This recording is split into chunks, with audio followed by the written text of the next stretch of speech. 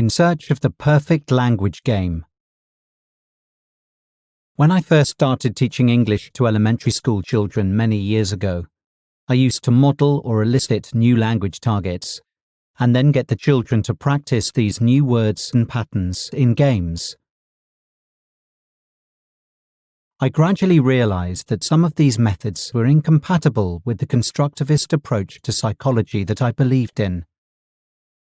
I realized it was a lot more effective if I set things up so that children discovered the new language targets themselves while they were playing. That was an important step forward, but I often had the feeling that it didn't go far enough. The children were learning a lot, having a lot of fun, and discovering things for themselves. But many of the games still felt to me like classroom games, and so were different from the games the children played of their own volition away from the class. I wanted to do better than that. Is the perfect game physically active? I tried more physically active games, but they didn't resolve the issue. They just had different strong points and weak points. The integration of physical activity with learning definitely made the learning more memorable, and it was healthy for the children. But on the other hand, the physical activity often reduced the amount of time in the game when English was used. And there were some children who focused so much on the games that they didn't really care so much about the English in the games. I don't mean the perfect game should be quiet and reflective. Maybe it could be physical. I'm just making the point that I don't think making a game more or less physical is a key point. Though of course this does very much depend on the size of the class, the age of the children, the type of classroom, and other factors. I also think the priority in a perfect game needs to be mental activity rather than physical activity, though of course it is often possible to have both. Making choices. I realized it helped if I gave the children more opportunities to make choices. So I tried to use games where children had more options to choose from within a game, and also gave the children the choice of which games to play from a few options. This was another big step forward. But I still felt the perfect game had something more.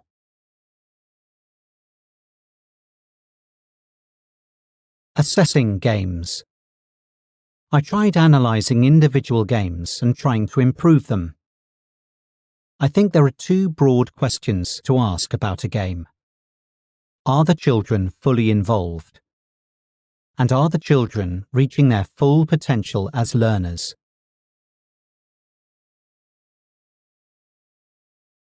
Are the children fully involved?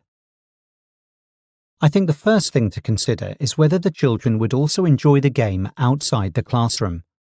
If they wouldn't, then the children are less likely to be deeply involved when playing the game inside the classroom. The next thing to consider is whether the game satisfies the psychological needs of autonomy, competence, and connection that I looked at in the Games-Based Learning 2 video. Do the children have enough chances to feel they are doing things of their own volition? Are the children challenged to learn? And do the children have positive interaction with each other? Do the children also have plenty of opportunities to anticipate and wonder what is going to happen next, or is the game rather predictable? And do all the children have an equal chance to feel involved, or is the game likely to be dominated by children who are more self-confident or better at English? The perfect game needs to score 10 out of 10 for all these factors. Are the children reaching their full potential as learners? In a good language game, the children have fun and get better at English at the same time. If these two aspects of the activity are totally integrated, the children are likely to stay focused on improving their English rather than focus on playing games for their own sake. To make this happen, we need to be able to easily change the language content of a game and steadily make the content more difficult over a period of time. Learning involves encountering new challenges, so if the language content of a game can't easily be changed, not enough learning is going to happen. And if we use games where the language content can't be changed easily, it means we will need to use new games. This can easily lead to the children getting their main stimulation from exciting new games rather than exciting new English. The children can easily end up just going through the motions of learning English and mainly focusing on playing the games. Are the children learning actively?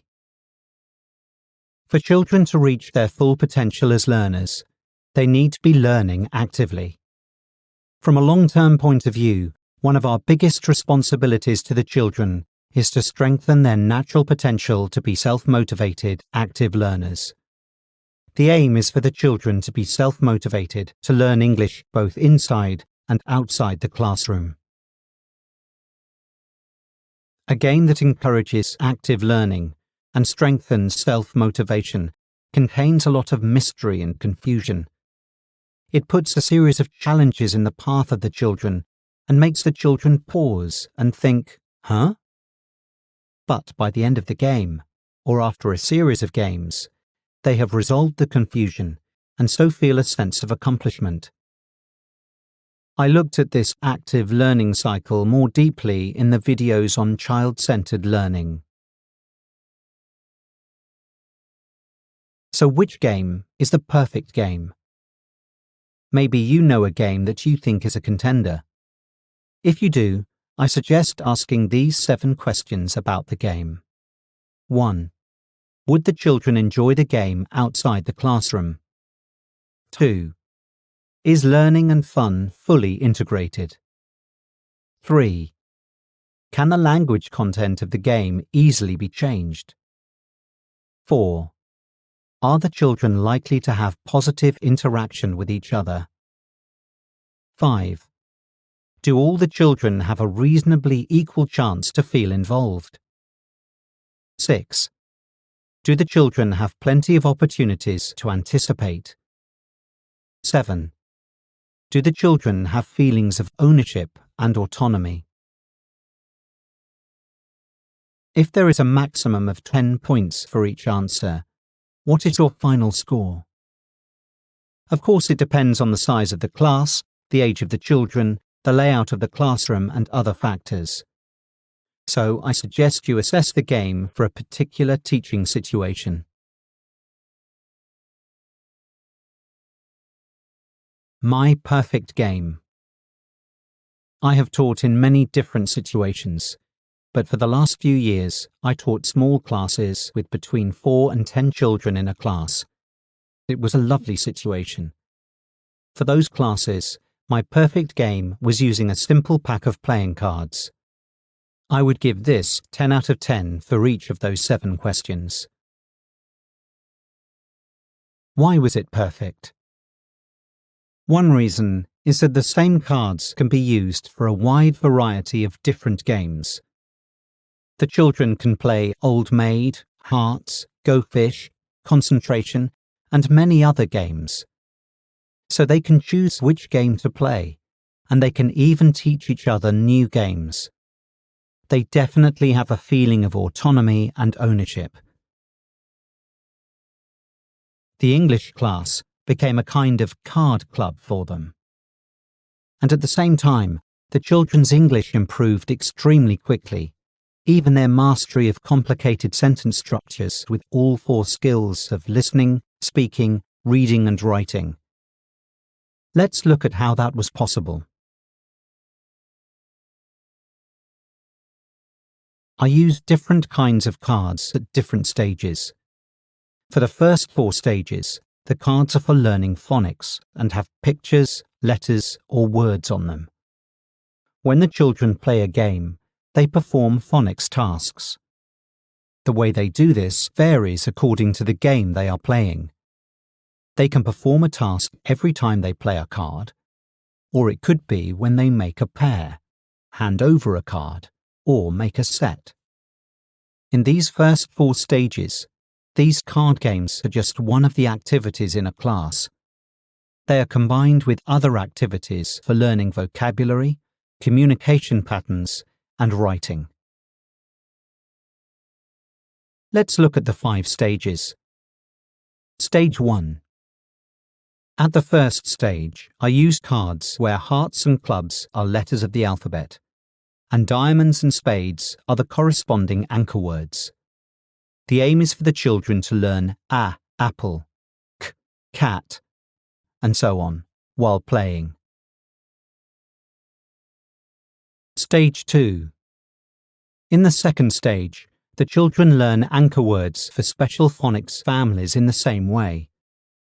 Hearts and clubs are letter combinations such as E or ow, and diamonds and spades are the corresponding anchor words. So the children learn E, tree, ow, house, and so on while playing. Stages 3 and 4. For the next 2 levels, I use the games for learning which words are in which phonics families. For these levels, all 4 cards with the same number have words from the same phonics family. This helps the children immeasurably with their reading and spelling. Stage 5. For the final stage, I write words or sentence patterns on the board next to each card. When the children play a card, make a pair, hand over a card, or make a set, the children read the appropriate word on the board or make a sentence with it. This gives me the flexibility to gradually make the words and sentences more difficult while playing, and ensures the children are challenged to reach their full potential. The prompts on the board can be used to target grammar or personalized sentences, which can gradually become more difficult. The prompts might be individual words such as have or has, and the children can say things like, I have a dog, or my father has a computer. Or they might be sentence patterns, such as, there's some, or there are some. And the children practice making sentences with countable and uncountable nouns. And all these words and sentences can be mixed up so that the children are always switching between new words and sentences and familiar ones, not just focusing on the current language target. I will answer those 7 questions. 1. Would the children enjoy the game outside the classroom? Many children love playing these kinds of games at home. I also give the children the choice of which game to play in a lesson, so the classes that play the card games have chosen to play them because they like this kind of game. 2. Is learning and fun fully integrated? Yes, definitely. They are learning and practicing English as they play, and they are doing it throughout the games. 3. Can the language content of the game easily be changed? Yes, I can write any kind of prompt on the board. 4. Are the children likely to have positive interaction with each other? Card games are very social, and the children are interacting with each other all the time. 5. Do all the children have an equal chance to feel involved? Winning or losing a game never depends on English ability, just on the game itself.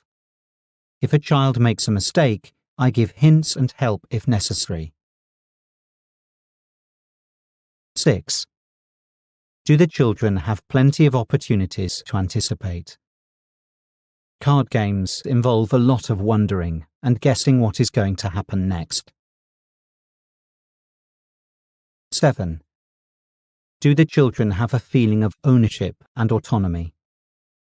The children chose to play with the cards, and they can choose which individual game to play from many options. So yes, just a perfect game.